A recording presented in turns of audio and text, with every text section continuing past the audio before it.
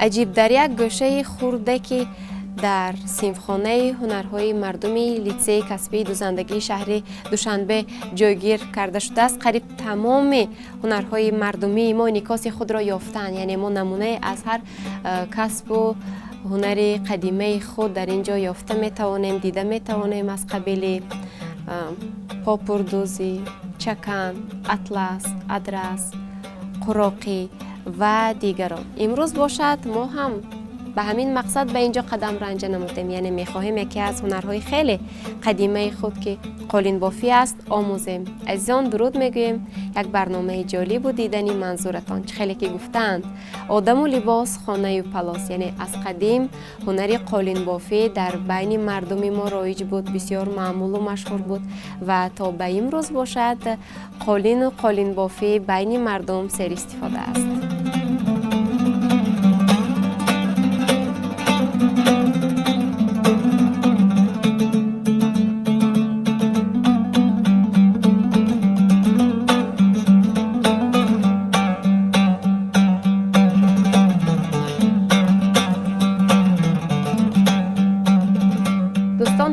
خیلی که میبینید در یک صنفخانه برهوای قرار داریم با نام هنرهای مردمی که در هر گوشه و کنار این صنفخانه نشانه از هنرهای مردمی بسیار زیبا و رنگین غنی ما محفوظ نگاه داشته می شود و قریب همه روزه به اینجا گل دختران آمده تحصیل و آموزش هنر می کنند و ما نیز به همین مقصد به اینجا آمده نشستیم حالا نزد هنرمند این درگاه بیبی گل عارفه و با مقصد آن که هنری خیلی که می بینید و فهمیدید قالین بافی را آموزیم. بار دیگر درود معلم عزیز. السلام علیکم، خوش آمدید به درگاه آموزشی ما. خیلی که شما دیده ایستاده در نزد ما دو دکان ایستاده است. در نزد من دکان خالی و من حاضر آغاز میکنم از آنه که چگونه ما باده قالینچه هایی که ارمغانی هستند ما میبافیم برای آموختن دخترها. من آغاز کردن باده قالینچه رو به شما می آموزانم. در اول برای آغاز کردن کار قالین بافی ما نسخه که در خیال داریم یا که نسخه که به ما از یگان مزاج یا که از یگان طالبه همین مکتب درخواست می شود ما کوشش میکنیم آن را به همین روی کاغذ میکشیم. من خیلی که شما میبینید همین خیلی به بالای کاغذ میکشیم. بعد یعنی این اسکیزی تیار است؟ البته. بعداً وقتی که ما نسخه رو به بالای کاغذ که کشیدیم و اون رنگ انتخاب میکنیم، رشته انتخاب میکنیم و شماره همون نسخه که ما میکنیم شماره دارد، به شماره قالین بافته نمی شود. برای همین باز ما شماره هاشون رو خیلی که در این رسم شما میبینید این رسم شماره ها قطعی کتک ها قطعی جدا کرده شده است و در بر این رسم شماره های همین کتک ها هست که کدام رنگ با چند شماره بافته می شود. دویم همین رو ما آماده میکنیم. این رو ما وقتی که در کاغذ با قلم عادی که میکشیم ما با کامپیوترها برده خیلی رنگ انداخته باز با کتک جدا کرده بعد آورده آماده کار میکنیم. یعنی تا آماده شدن کار همین قدر وقت مصرف می شود، قوه مصرف می شود.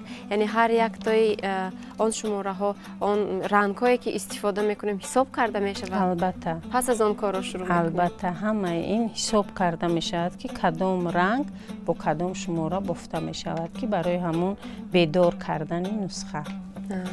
خب فهمو. و بعدا ما میگیریم باده قالین رو. باده قالین رو ما میتوانیم که با رشته سفید، با رنگ سفید، با رنگ سیاه، با رنگ هر نمود رنگی که به همون مزاج یا که به همون شخصی که قالین رو میبافد معقول است از همون رنگ ها استفاده برد. یعنی همین باده قالین حساب می شود. بله. من در اینجا رنگی سفید. من اما امروز رنگ سبز شتاب رو گرفتیم برای باده و حاضر من به شما نشان میدیم که اولی باده چه خیلی آغاز کرده می شود. من اما در پایه همین دکان ریشته رو میبندیم. محکم باید ریشته رو خیلی محکم میبندیم. من این کلوبه رو گرفته اکنون آغاز میکنیم با آماده کردن بوده قالین. من در اینجا بغیر از اونی که من این ستون هست باز ما ریشته بسته ایم در اینجا. همین ریشته اساس اون هست که بوده جدا می شود.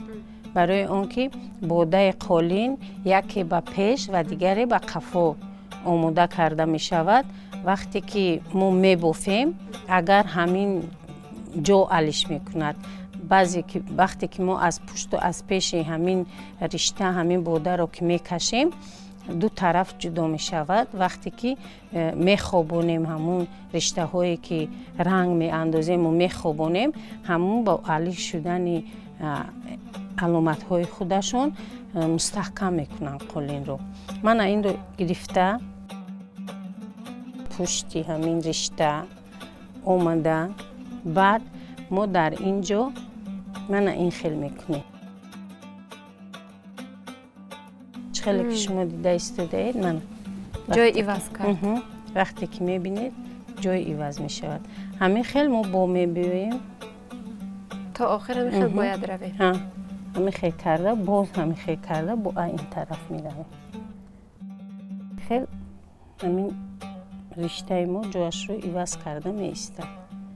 همین خیل من همین رو تا آخر بافته بعد ما حساب میکنیم. دو رشته یک کوک حساب میشود. دو بار اگر ما بالا به پایان میرویم هم خیلی رشته دو تا میشود. من همین دو رشته به یک کوک محکم کرده میشود. با همین اگر ما به شماره 70 80 یا 100 کوک قالینچه بافیم همین بوده رو از اول تا همین آخری دکان رو نصب میکنیم. یعنی عین حال من میتوانم این کار رو ادامه دهم؟ البته. بیایید.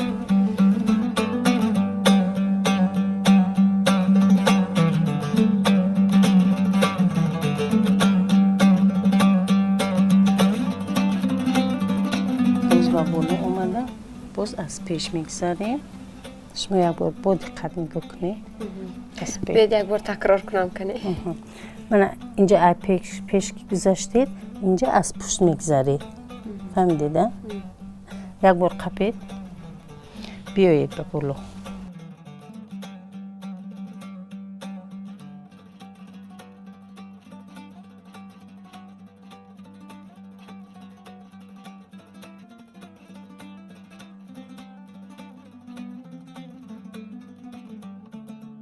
و ما که عین حال طرز پر کردن بوده رو پر کردن همین دکان رو آموختیم گویم هم خطا نمیکنیم و چخیلی اینجا میبینیم علاقه کاری شروع کرده موجود است و میتوانیم که از اینجا ادامه دهیم. البته به همین منوال به همین طرز ما میتوانیم پر نماییم تا آخر. البته تنها با همین عمل همین شماره که درست شد ما میتوانیم منم مانند این قالینچه به بافتن آغاز کنیم.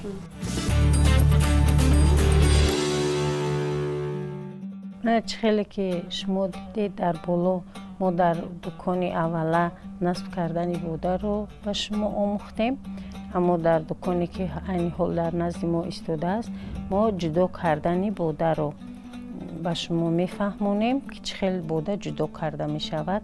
در حالتی که من همین رشته که من به شما در اون دکان نشان دادم من همین رشته بوده رو جدا میکند.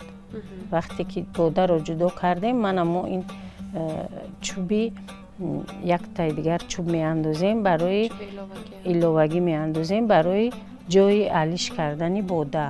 بوده باید که در حالتی که پایان میکنید دو رشته جای علیش میکنن، وقتی که جای عوض میکنن وقتی که بالا میکنیم باز همون رشته ها با جایشون رو عوض میکنن و اون خاطری که در حالتی که ما در اینجا رشته رو میخوابونیم برای بقوت کردن وقتی که بوده جایش رو علیش کرد و ما رشته رو در همین бода ҳо насб кардем ба воситаи мана ҳамин шона.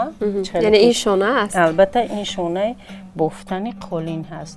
мана ин шонаи ин ҳамин хел дар мобайн ҷудо карда шудааст ки вақте ки мо дар бода андохта мехобонем, манам хел мезанем, ҳамин байни риштаҳои бода медарояд ва қолинро зиҷ мекунад, мехобонад, мустаҳкам мекунад.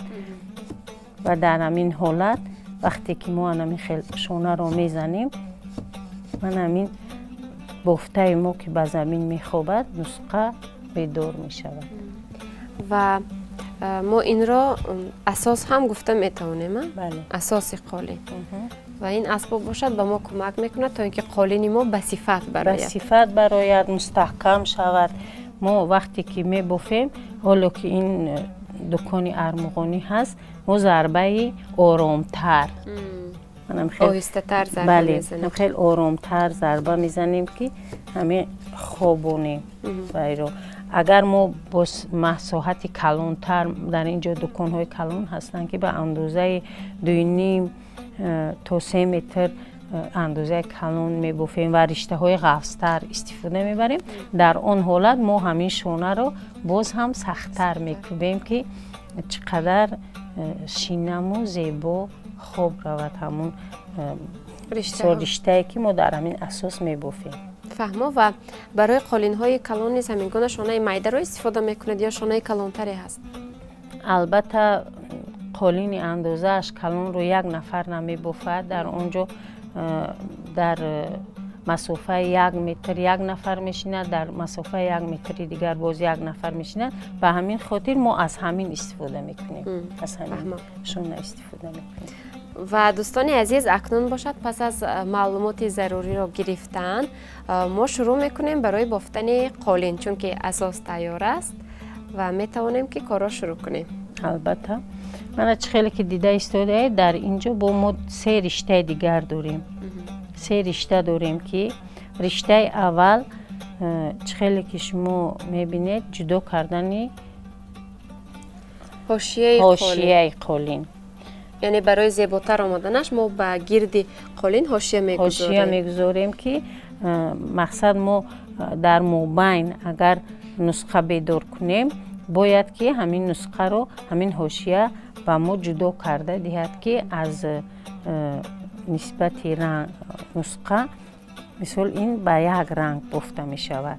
нусқа агар ҳар ранга бошад, мисол бигирем ки бедор кунад ягон гул, ягон расмро, ҳошия бошад, ҳамонро ба мо ҷудо карда, зебо карда нишон медиҳад. ана чӣ хеле ки шумо дида истодаед, ҳамин риштаи аввал барои ҷудо кардани ҳамин ҳошия ҳаст ки дар мобайни мана 2 ва 4 ришта гирифта мешавад. чӣ хеле ки шумо дида истодаед, як бор мо аз ин тараф мегузарем, дуюм бора аз ин тараф мегузарем, 2 риштаро гузаронда, сеюм бора боз ба қафо меравем ва 4-ум бора бошад 4 ришта қати бо ин тараф мегузарем. мана чӣ хеле ки дидед, мана ҳамин хел хоб меравад.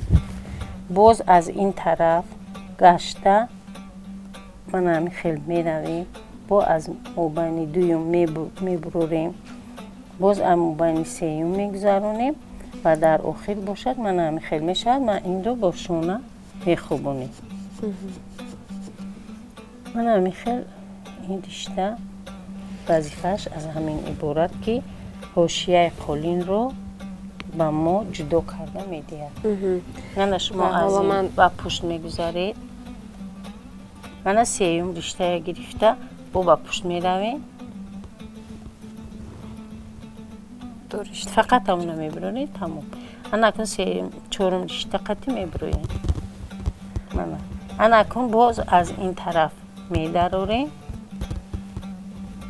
аз инаш аз ҳамон пушт мебарорем, мана аз инаш мегузаронем, тамом. метавонед ки шона қати бая поён кунед. мана хел вақте ки инро ба шона поён кардед, чӯбро мефарорем. вақте ки мо чӯбро фаровардем, اینجا کشوده می شود مابین بوده ها کشوده می شود و ما این رشته که برای خواباندن کوک به ما مدد میکند همین رو ما میگذارونیم. این خیلی میگذارونیم. چند تا فرق ندارد؟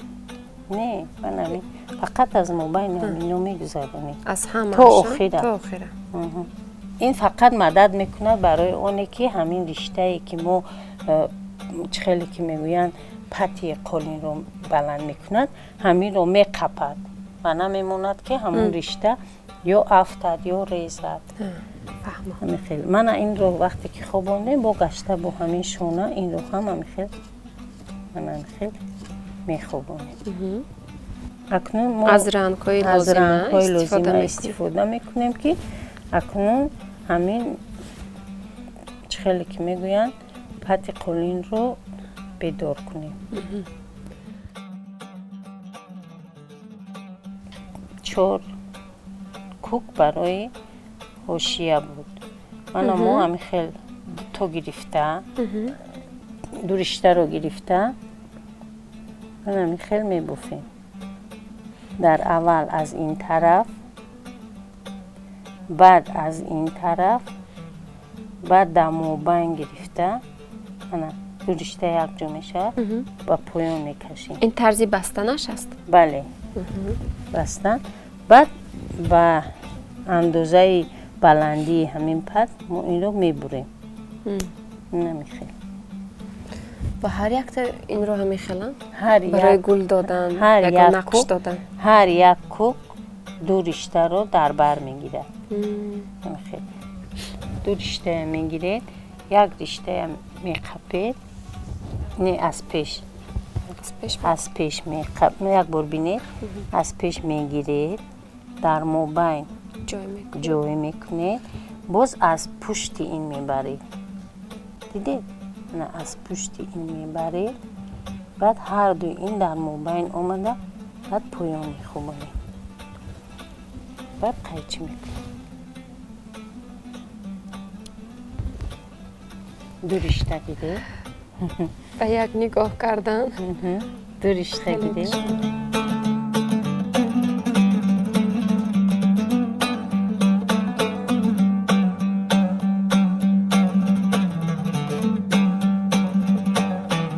تلفتر شد هیچ گم ندارد. من همین طرز قطعی ما تا آخره می رویم. وقتی که کشیده بریم وقتی که از دست سر میتیم کوتاه می شود. برای همین نکشیده درست همینو قپیده هم خیلی قیچی میکنیم.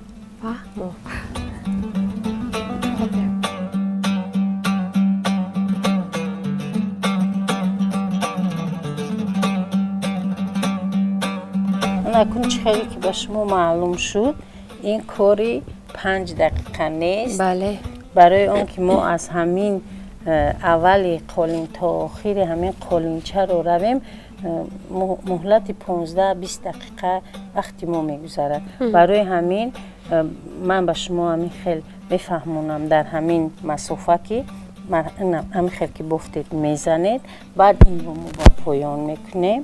وقتی که پایان کردیم باز بوده جدا میشود و ما رشته اساس رو میبریم. رشته اساس رو ما تا همین اندازه بافته تا همین اندازه من رشته رو میگذارونیم. فقط که سست سخت نمیگذارونیم سست میگذارونیم و با همون شانه میخوابونیم.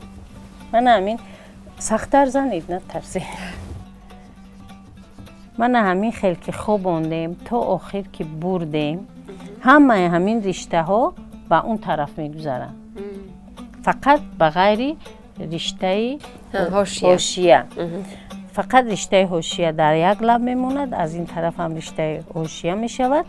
اینجا هم خیلی میبوفیم همین دو رشته میروند اون طرف. وقتی که با گشته میبوفیم با گشته میگردیم میبریم به این طرف. همین دو رشته تا آخر قولین به این طرف و اون طرف جایشان عوض کرده می شود. فهمم. باز یک چیز دیگر رو فهمیدیم در برابر اونه که محبت لازم است برای آموختن این هنر. اینچنین صبر زیاد و رشته زیاد نیز لازم است. البته که رشته زیاد خیلی زیاد لازم است مصرف می شود. و اساس همین که ما باید که پر صبر و پر طاقت باشیم. دیدید که روند کارش مشکل است، بله خصوصا با آدمی که نو آموز است. درست.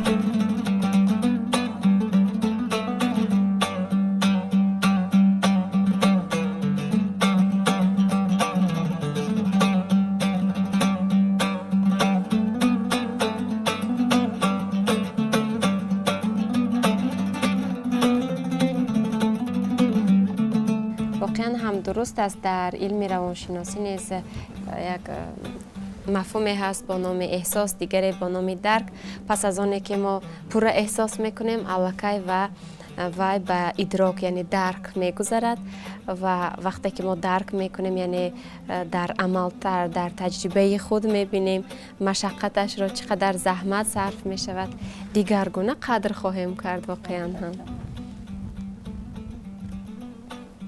آسان‌ترین عملی همین قالین بافی همین زدن شونه هست. بله و من خیلی پسند آمد زدنش. آسان‌ترین عمل همین عمل است که ما به زحمت اجرا میکنیم. حالا که اندکی باشد هم اجرا کردیم. البته اندکی هم باشد آموختید، فهمیدید که چخیل باید که قالین رو در باده نصب کرده بافته یک نسخه رو احیا کنیم. بله، چون اگر ما هنر قالین بافی را برای یک پیراهه دور و دراز شباهت دهیم، قیاس نماییم، ما حالا نو راست شدیم گویا به همون راه. برای پورا آموختنش باشد چقدر مسافه را باید طی نماییم و در اولی راه برایمون چگونه بها میدهید؟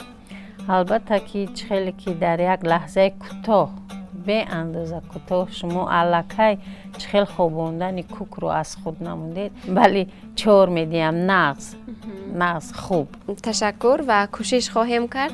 یعنی اینجا گفتن ممکن است که هر نفره که در دل اندکی هوس دارد نسبت به همین کسب، به همین هنر، میتواند که آموزش کند و یاد گیرد. البته در اول همه وقت مهر داشتن در کار، مهر، محبت. وقتی که ما عقلا وقتی که خوراک تیار میکنیم با ما میگویند که کمتر مهر مونید، وقتی که همون مهر موندید خوراک با لذت تر میشد. همین کار هم همین است، وقتی که ما کمتر مهر مونیم در همین کار، محبت مونیم، زیباتر میشود و ما کوشش میکنیم و غیرت میکنیم که با جوان دختران خودمون صبر و تحمل، مهر و محبت نسبت کار و کسب خودشون احیا کنن، پیدا کنن و میخواهیم که بیشتر و بیشتر همین هنرهای خود رو به جوانان آموزونیم. و اینجا باید اینچنین قید نماییم در برابر آنه که مهر داشته باشیم، محبت، اینچنین صبور باشیم و باید که دلیر و نترس، از مشکلات نترسیم، از پستی و بلندیش نترسیم و وقتی که همه این رو پسی سر میکنیم حتما به هدف خواهیم رسید. تشکر که این هنر رو به ما آموزانیدید.